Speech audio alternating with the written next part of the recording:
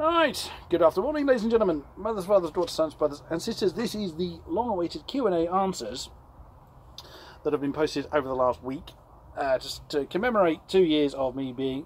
What? Can we make a request? Can you just say that intro a little bit quicker? I think it might be a bit more challenging. Go. Well, good afternoon, ladies and gentlemen, mothers, fathers, daughters, sons, brothers and sisters. Okay. Happy with that? Yeah. Now, I am here at Silverstone, which is going to be a magnificent weekend. I have met up with Mr. Hawkins, who's requested to sit behind the camera as opposed to in front of it, which is absolutely fine. He is going to read out the questions that you kind people have asked, and I'm going to, in a half-drunken state, because I've had a little bit of drink, going to attempt to answer them as best I can. Now, I've read over the questions. I can't remember half of them at this point in time, so I will see what I can do. Mr. Hawkins. Which is your favourite race? That's not one of them. That's you coming over that. Okay, so the first question from James at Cozzy1. When/how did you find out about AOR? Now, he's put several questions in his, so let's answer them one at a time. How did I find out about AOR? I was making, when I started making videos on my YouTube channel, I was making vehicle showcase videos to show off Project Cars 1. And I was starting to kind of become a nuisance on the SMS forums. It was on those very forums I saw a post by B-Colt stating about the Formula Renault League that was being started, and it was that kind of then I thought about, because I kind of toyed with the idea of doing commentary but didn't know how to get into it. So that seemed a perfect opportunity to get into doing commentaries. So I then contacted B-Colt, who put me in touch with Fizzy and was put in the commentary box. So that's how I heard about AOR. Bum bum bum. Da da da. Question 2, again from Cozzy. What/when was your first commentary and what reception did it get? The first commentary was that very Formula Renault League, the opening round, which was at Silverstone. Hey, funny that. Yes, at the time I couldn't stream because my upload rate was pretty pathetic. So I had to record them and then put them up live, and the reception was very, very positive. From then I then got asked to do the GT3 Season 4 finale, and the rest is rather history from there, because it has been great fun and I've been very heavily supported by AOR, so it's been very positive feedback there and thereafter. I know I'm going to trip over quite a few words, so let's crack on.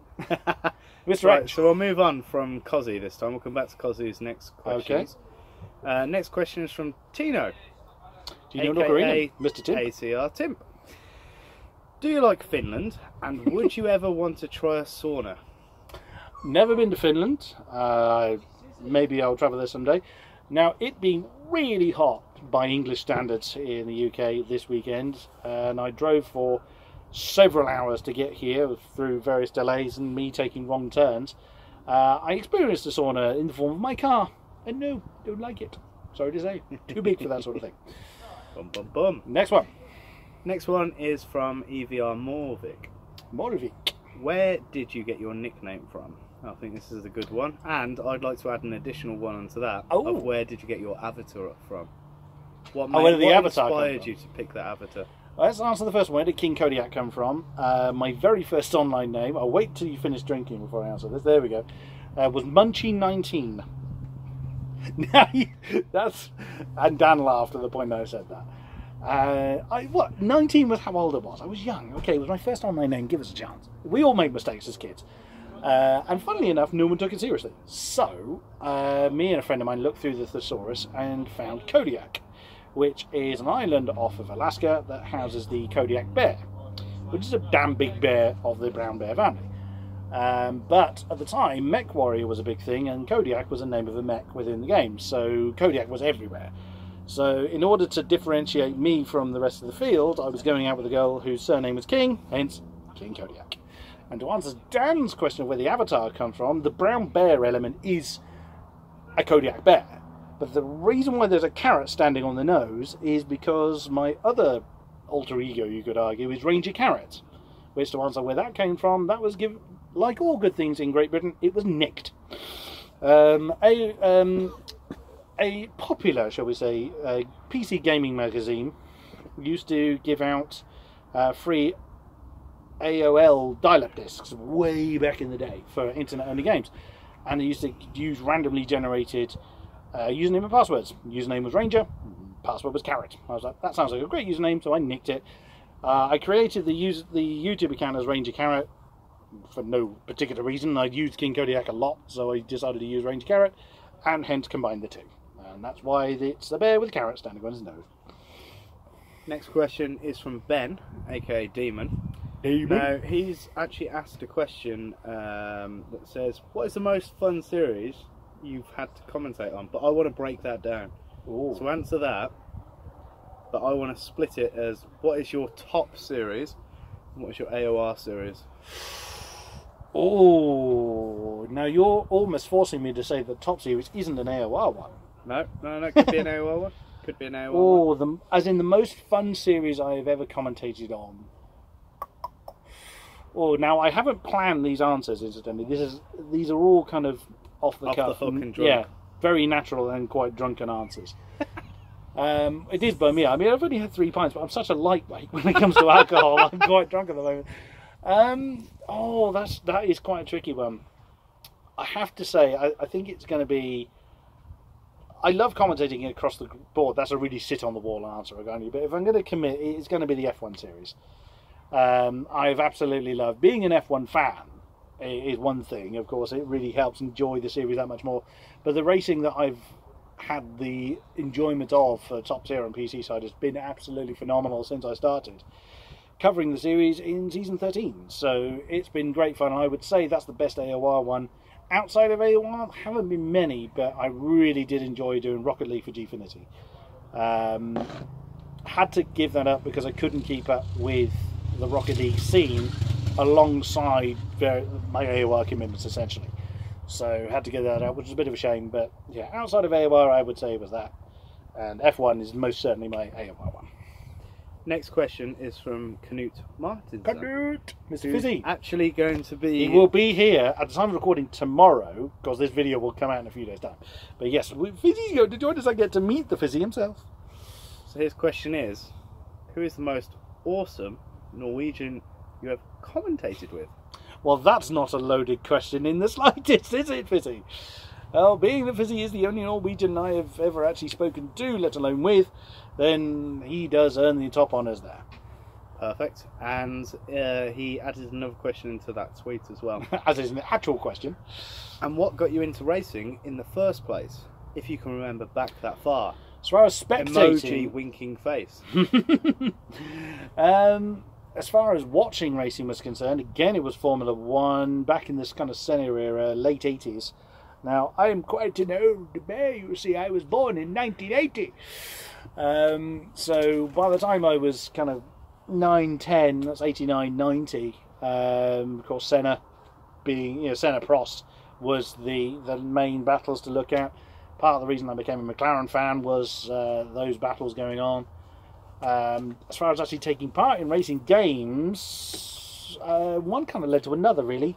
First racing game I can ever remember playing was the first Grand Prix games by Infogrames, Jeff Crammond, in 1992. So I was 12.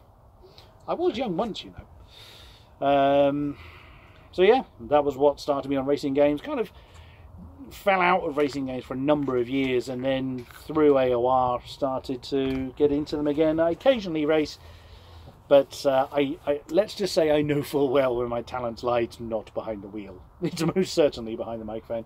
So I tend to stick behind the mic. In case you're wondering why I keep moving the hat, one is a Hype Energy hat, which was kindly gifted to me, and two, it's very hot. So there's a lot of sweat building up under there. That's a nice image for you, I'm sure. What is the next one, Mr. H? So the next question is from Chris Holstein. Welcome. And he says, if I can find it. oh, yes. Sticking out tongue characters. Oh, dirty boy. What would you love commentating on that you haven't done so far? Oh, good question. anything in a real life sense, I would love to commentate on real world racing. In a virtual sense, oh, that's tricky because I've done quite a few racing series. Of course, F1, I've done GT3, endurance racing, Rocket League, of course. That's a really tricky one because I'm not sure, I haven't kind of explored outside of those boundaries. I would like to commentate on some classic cars, either classic F1 cars or maybe Group A's, Group 4s, Group 5s, that kind of sport, sports car racing, classic cars. I'd love to do a little bit more of that. So yeah, I suppose that would be the best answer to that one. Next one. Track that name from Mr. Phil McFillan. Track that name. Oh, the AOL podcasts. Rest in peace. They were good fun, though. They were great fun. Yep. Go look them up on the very early videos on the AOL channel. Don't. I need to delete those, actually. Don't. Yes. Move them to another channel at least. They need preserving. Okay, so Smeej has asked, in the same way all teachers have their teachers' pets, all commentators have their favourite drivers they secretly want to succeed. My question, who are yours? Spill the beans now. You're an arse, Smeej. You are an arse. Who? Oh, no. Who am I secretly cheering for? For a while, it was Brendan Lee because he is from the same town I'm from. So there was a little bit of that. But I'm a little bit of an underdog supporter in some ways, which is odd considering I'm a Lewis Hamilton fan. But in the virtual sense, I do like underdogs. And blessed. Ooh, for the current guys I commentate on, I do sometimes cheer on the likes of Formula Danny and ACR Tim.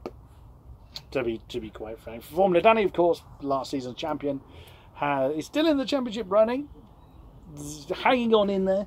Needs a bit of luck or bad luck from Brendan to bring home the championship again. But yeah, that's kind of where where secretly I'm cheering for. But I remain impartial as best I can when I'm behind the mic. And the next question is from Scott Newton. Hello, Tips Scott. for people starting out on commentary / broadcasting, if you have any for beginners.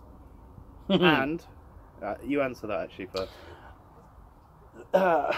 This is a lot easier when I haven't had alcohol. But there are a few tips I would give to anybody looking to start in commentary. Is don't aim for the top spot first. And the reason why you shouldn't do that is because you will have a lot of expectation straight on your shoulders.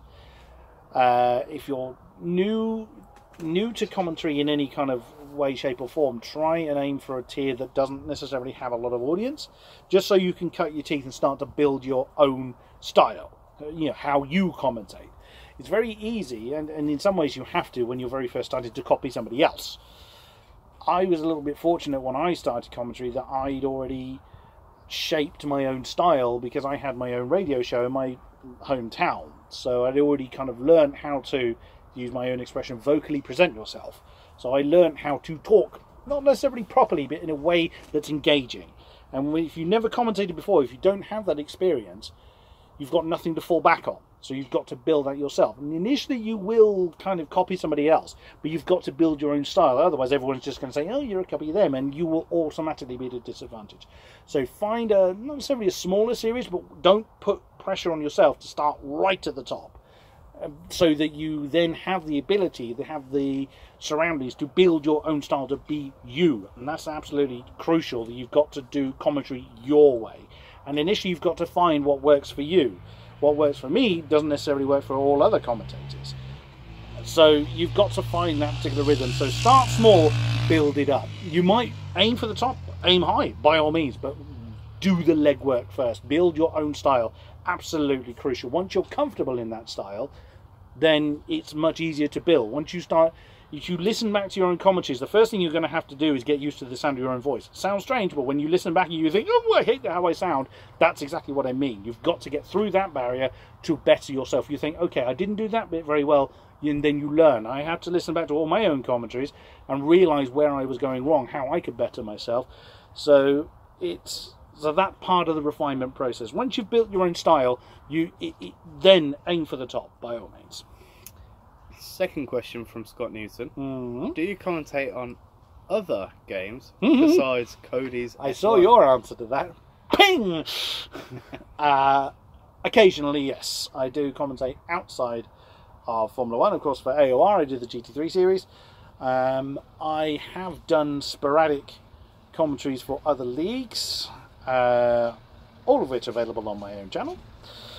And the only reason I look outside of AOR is because AOR focuses, as far as my involvement is concerned, on Formula 1 and GT3. Love doing them, and I will continue to do them.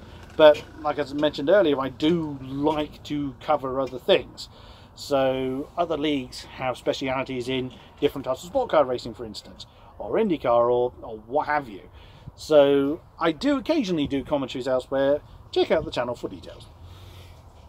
We're going back to Cozzy's question now. Cozzy! Oh, if that's the case, in reply to your yeah, because I said, fire away, ask all questions. Then if you were able to commentate real F1 on real F1, presumably being the main commentator like Crofty, I wish. Who would you have alongside you? By the way, that would be awesome to see. I'd love to do it. Oh, yes, I'd love to do it. If I were to commentate alongside a real-life commentator, Crofty is one of my commentary heroes, and I have no bones about admitting that. I would love to work with Crofty, but he's kind of someone I modelled. Coming back to what I was saying earlier about modelling your style on somebody else, Crofty was who I looked to for inspiration. So I may not necessarily be able to work with Crofty because we may well clash in that respect. So working with Martin Brundle, yes, please. In a virtual sense, for people I've worked with esports side, or virtual commentary, it would indeed be. I did read this question and I did think about this. One of the few, if probably the only one I pre-planned. It would actually be Fate Goes Pirate Justin, who I did my F1 esports qualifying rounds with.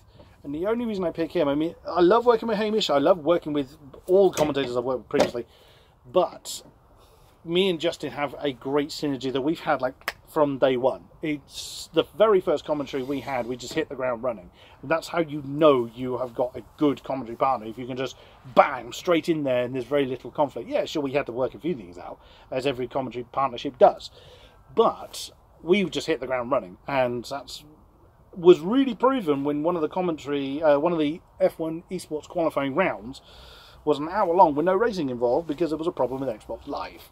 And I'm sure Mr. H remembers that day because I'm sure you were sweating quite a lot. He's actually chasing a wasp. There he goes. So yeah, I mean, we did that commentary for an hour and there was no racing involved in that. But it flowed. There was no difficulty. There was no finding things to say. There was no trying to extract anything out of each other. We just bounced off of each other perfectly well. So that is a great example of good synergy. So yeah, if I was to team up with a virtual commentator, it would definitely be Justin. A real life one, either Crofty, yes please, or certainly Martin Brundle. Are you ready, Dan? I'm on edge because I just got chased around the camp by a van. You did get chased by a fly. It was a wasp. It was definitely a wasp. Okay. Anyway, I will give you that. I'm allergic to them, by the way. Oh, I see. Right. I thought you were. Did you enjoy commentating on me? Oh, sorry, from Julian. Julian de Rijk, yes. That's it. Did you enjoy commentating on me and Lee Powux during the first round of the Christmas Cup? If so, was I too aggressive? I was meant to look that up, actually. The Christmas Cup back in December on F1 2017 was really good fun, actually. Yes, I enjoyed commentating on the Christmas Cup as a whole, as opposed to you specifically, Julian. Were you too aggressive?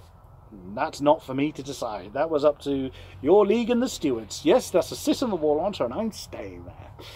Next question is from Nick. Oh, Nick, old Flatchus. That's it.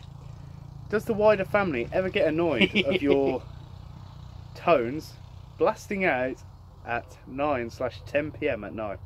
Yes, they do.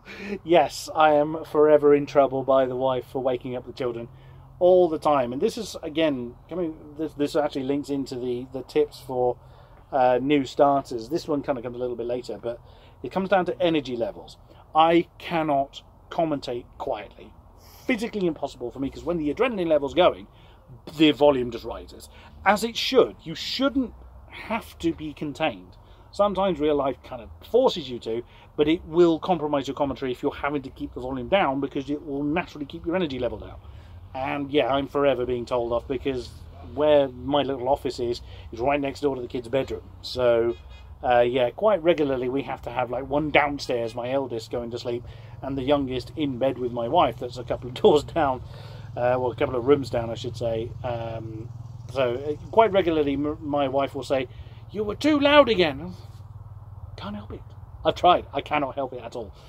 But if you're unrestrained in your commentary, it will really help. So one from Jar Jam, but I think you already covered that, is your source of inspiration for your casting. Crofty. I think you covered that. Yeah, good old Crofty. Jar Jam is someone I've commentated Rocket League with. Great bloke. Next one is Mark Prinzing. Do you ever feel like you'd rather want to take part in the race than commentate on it? Ooh, welcome to you. There's not a name I recognise, so welcome to you. Occasionally I feel like I could. It's more to do with leagues that run default setups, because I'm pathetic. I have no idea what I'm doing when it comes to default setups. But also, I'm also not particularly good. But that's mainly because I don't practice. I couldn't do an hour's race. I actually get bored, and I know that in myself. Half an hour races I can manage. I've taken part in a few leagues that are default setups. Generally in slower cars like the Ginetta G40 for AOR. I've done a couple of races in other leagues as well. So occasionally, but again, I know my talent lies behind the microphone, not behind the wheels. So I tend to stick to the commentary box. Next. The next question is from Tom Hooper. What other interests have you got apart from commentating? I don't have a lot of time for many other things. My wife and my family. I have 2 young children, as I've mentioned previously. My eldest is 8, my youngest is 4. So believe me, any parents out there, and that man will certainly attest, because he's got twice as many kids as me, take up a lot of your time. So yeah, my youngest goes to school in September, so that's a big challenge. And my eldest needs to get ready to go up a school, not next year but the year after. Love Formula 1, hence why I'm here at Silverstone. Not a great deal. I mean, I'm still a gamer. Occasionally I do play games just to kind of chill and relax. Have been a gamer since I was about 5 years old, so that ain't going to change now. You know, I'm 33 years on. As for outside of that, like music, various music, although I'm a bit of a metal monster. Outside of that, not particularly, because I don't have a lot of time for a great deal of things because of me trying to build my esports commentary career. Next. Out of all things, from Jess Games, sorry. Hey Jess. Out of all things you are commentating on for in any game. Yeah, that one is slightly strangely written. Yeah. What was your favourite racing moment to commentate on? Ooh, what was my favourite racing moment? Jess, that's hard. For those unaware, Jess is one of our Xbox commentators, a fabulous commentator as well. Oh, now there's a few moments that spring to mind, individual moments as opposed to whole races. For instance, this season, Brendan Lee overtaking 2 cars into the bus stop at Spa. That was a great moment, of which I pretty much screamed at the microphone. But one of the best races as a whole I have done for AOR was season 14 Sochi, and the whole race long was just several cars fighting for not even just decent points, just the win as well. You had so many different leaders in that. Yeah, that has been one of the best races me and Hamish have covered. Next question from Sammy Duda FM. Sammy Duda FM. Who is the best coordinator in AOR F1? Oh, loaded question once again. I don't deal with the commentators by a great deal, so I am not equipped to answer that one. The only time I tend to deal with the coordinators is if there's a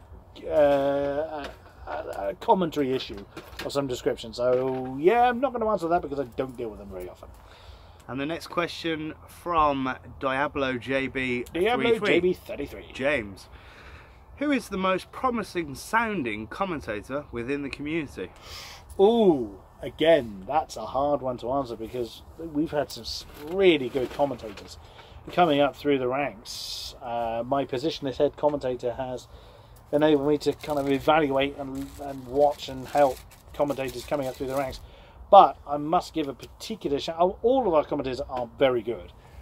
One I will particularly give a shout out to, who has just had a question answered a few ago, is Jess. As she is just commentating across the board. She's doing, you know, F1, Project Cars. She's been involved in R Factor, I think.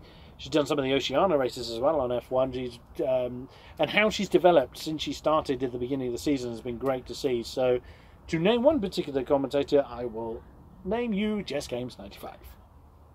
What is the best game to commentate on, in your opinion? And that's from Lipowox. Oh, hello, Box. Ooh, that one's tricky because each F1 is obviously only isolated to that one particular style. Project Cars, for instance, you've got the GT3 races. I've done endurance races. You've got all the different categories of car in that. So this is a little tricky. Rocket League, when I was doing that, was immense fun. The problem with doing Rocket League is it's exceedingly time intensive to keep up with the player movements. That's the whole reason I stopped doing Rocket League. Again, I'm going to come back to F1 for myself personally because of my love of the real sport and just how intense the seasons have been for AOR for that particular league. Next question from Benji/Mango. Hello, Mango. Why the Hungarian drivers are the best in AOR F1 leagues? Smiley face with characters. I suspect a loaded question because top of the top tier is currently British, as far as I know. Although Hungarian champion from last season, good old Formula Danny. So I suspect that's a little bit loaded. Next one is from Tomtastic 2000. Welcome to you. How did you cope with speaking to an audience, be it big or small, at your first commentary gig? Cracking question. I had, as mentioned earlier, I had the advantage of having done quite a lot of speaking previously. So for my radio show, that was Formula 1 related. Now that didn't have a direct audience, but of course it's going out, it's being broadcast. So whilst there wasn't an audience I could interact with at the time, I was well aware that it was going out to anyone that tuned in for that show, either live or coming back to it later. I had a lot of practice. You've also got to bear in mind that a lot of commentators coming in to try it for the first time are quite a lot younger than me. I was 36 when I very first tried it 2 years back. So I had a lot of practice at dealing with people. But one of the things you've got to bear in mind is you first and foremost, you've got to concentrate on what you are doing. There's always going to be people that hate what you do. It doesn't matter how good you are. Our best commentators get slated because they're not this other person, or because the moon's the wrong colour. Pick your reason. You've got to get a bit of a thick skin with that. Again, that also links into tips for new commentators. You've got to get a bit of a thick skin when it comes to criticism, which I myself am not very good at times. Sometimes the negative comments hit me. So it's one of these things that you kind of have to learn to deal with. But it comes down to practice at the end of the day. You've got to build your own confidence in your own style. Once you start to get confident in how you are delivering your commentaries, or indeed any kind of content that is delivered to the public, whether it is a recorded video or live, once you develop confidence in your style, you then the quality improves essentially. You just get better. You stumble less. You are able to think quicker. You are able to incorporate more into your commentaries, whether it's content or facts or what have you. So once your confidence starts to grow, the quality will follow by and large, unless you start to become too overconfident. You've got to reel that back in again. But that's obviously up to you. But as far as dealing with the public is concerned, you have to take their comments with a bit of a pinch of salt, because there's always going to be haters out there. As long as and a very golden rule with any commentary or content that goes out to the public. Absolute golden rule. If you've got more people enjoying it than not enjoying it, you're doing it right. Perfect. Apologies if you heard a bit of background noise there. Had to take a call to mummy. Okay. Actually, I missed this one question from Soup Cooler, which I think... Oh, hello, actually, Soup. no, sorry. Make it be mine. Yeah, let's go with that. Okay, Soup Cooler. Where did that signature intro, I wonder which one, of yours there are a few, come from? If you mean the song, that is the theme from the Cannonball Run films from 1984. If you mean Wind 'Em Up and Let Them Go, which is what I shout when the lights go out, mainly for Formula One, has been used in elsewhere. That was essentially... that kind of comes back to the Crofty influence, but I didn't want to copy his phrase. A lot of F1 commentators do. That's fine if that works for you. I just wanted something different. So, again, like all good things in Great Britain, that one was also partially nicked. As a friend of mine came up with a similar phrase, I just adapted it. And if you mean my usual salutation, good afternoon, ladies and gentlemen, mothers, fathers, daughters, sons, brothers and sisters, I kind of thought about how I was going to open my radio show, and that was the phrase I came out with. So that's where they come from. Awesome. We've also got a question from James, but I think you've already answered this, so I'll just read it out anyway. What got you into wanting to commentate? But I think you already answered that. I can answer it a slightly different way. What made me think about commentary? I talked about how I did it, but as opposed to what made me think about doing it to start with. It was just one of those kind of things that I thought, I wonder if I'd be any good at it. Before I did the commentary, I then did the radio show. So I did that for about 2 years before time constraints just became too much. I had to stop doing the radio show. But I did manage to interview Jensen Button as a result. So that was a great moment. Which is your profile picture on Twitter. Correct. It is indeed my profile picture of me on stage with the man himself. So, another question from Poix. Is that right? Poix, yeah. Yep. That's how I always say it. Then I will ask another question. If you wanted to... Actually, let's step back a little bit. Okay, so you put a tweet up saying... today is the last day to get your question added to the Q&A video. Which would have been yesterday at the time. Dan Hawkins, whoever he is, put, why you extend it. Oh, yeah. And you winked. Why? Why do we extend it? It's so that we get to film it here. Because when I first put the tweet out, I didn't know the hype was coming here. So it was extended so that we could actually film it at this beautiful location. Next question from Poix is... Then I will ask another question, as it now makes sense. Ha! If you wanted to bring back a team that doesn't exist anymore, which one would it be and why? Oh. I think that's a good question. Oh, that's a belter. And that's not one I'd thought about previously. If I was to bring Did I catch you out a little bit there? A little bit, but like I say, I didn't read through all of them with the intention of making this an organic answering session. Oh, I was to bring back a team. I mean, I'm assuming in Formula One team, because I don't really follow sports, motorsports outside of F1 to any degree. Ooh, tricky. It would be, again, coming kind of back to my love of underdogs. I forgot the word then. It would probably be someone like Minardi, because they were almost there in so many ways, Minardi. But they were kind of funded by nothing and shoestrings and gaffer tape. Yeah, as part of their car builds. So I hadn't really thought of that one, but if I were to pick anybody, it probably would be Minardi, just because they were probably one of they were certainly the longest running minimal funded teams in the sports history, or certainly in recent history. Obviously Minardi long since gone, but yeah, if I had to pick somebody, it would probably be them.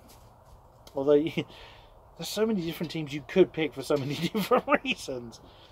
I don't want to think of any others off the top of my head. Obviously, a lot of teams, Minardi included, went on to become somebody else. But to resurrect a team as they were would be physically impossible because the sport's that much more expensive, especially for a team like Minardi that struggled many years back when it was cheaper. Yeah, I think Minardi is probably going to be my only answer to that one. Every time I try and think of another team, I keep ending up back in Minardi. So yeah, I'm sticking with them. Okay, great answer. You're going to have to forgive me for this. Yaroslav? Oh, Yaroslav Honzik. Yes, Jardier. Yes. So he has asked, who is the best guy you have interviewed? That's also a slightly loaded question. Jardier being our GT3 champion from last season. Also taking part in the current season. And I also commentate on Jardier in a different series outside of AOR. Struggling a little bit, but still great fun to commentate on. As far as who we interviewed that is memorable, there's several different people that are memorable for several different reasons. For instance, Formula Danny loves to talk. His answers tend to be quite long. Not criticism per se. His tend to be very long, but actually, I suspect Jardier wanted to make himself the answer, but he is actually right. He tends to be very amusing to interview when he comes in the box. He's from Czech Republic, but his English is absolutely perfect. But he always has a very energetic mannerism about himself, so he tends to be very amusing to interview. As a result, some people, I can understand, are nervous but in front of the microphone. I once was, believe it or not. Sometimes I still get nervous, actually. But I try and obviously use my experience to overcome that. But Jardier always kind of comes across as very casual, very laid back. Nothing ever seems to faze him. Maybe he's nervous himself. But, oh, yes, please. Give. That should be me. But, yeah, I would actually answer as Yaroslav Honzik, Mr. Jardier, as one of the most amusing people to interview. Next. So, King-Kodiak. King-Kodiak, that is me. That's you. Chris Buxton, you're here. I've got a little bit of good news for you, actually. Oh? Is that all of them? Just to give you a little background of the story, I had a little issue with King-Kodiak's tickets. Oh, have they arrived? They will be. They'll be there tomorrow. Yes. Slight kind of breakdown slightly in my tickets. I did worry that I wouldn't actually get into the race, but as Dan has just confirmed live at the time of recording, that issue has been resolved. So King-Kodiak will be attending the Grand Prix tomorrow. Okay, so I always say save the best till last, and it was quite a question because the reply to the question got quite a few likes. Actually, the most likes out of all of the questions. Nice. So, again, some Dan Hawkins guy. Question: what kind of man are you? Curly Whirly or Twix? P.S. If someone's doing a video, please don't ride a quad bike in the background again. And just before you answer that question, AOR Curly actually replied with, he did. Careful with the answer here. Careful with the answer. Yeah, and that received 15 likes. He's a popular man, it seems. Curly Whirly or Twix? I mean, it is a real cruncher as far as life is concerned. It's a huge cornerstone in a lot of people's lives when they have to make the decision. But I would go Twix. Brilliant. Why? I have no idea. So, out of pure preference. It's probably going to sabotage. He's probably going to send an assassin after me. Is that all of them? That is all of the questions for you, King-Kodiak, and I think there was quite a few there. There was quite a lot of questions. That video actually went on a long time, but we should actually probably trim it down quite a bit. We trim it down a little. But thank you very much to those that posted questions for me to answer. It is a great pleasure to give you a bit of insight as to my background, my likes and dislikes and what have you. And we will be back again soon. Thank you very much. Goodbye. Goodbye.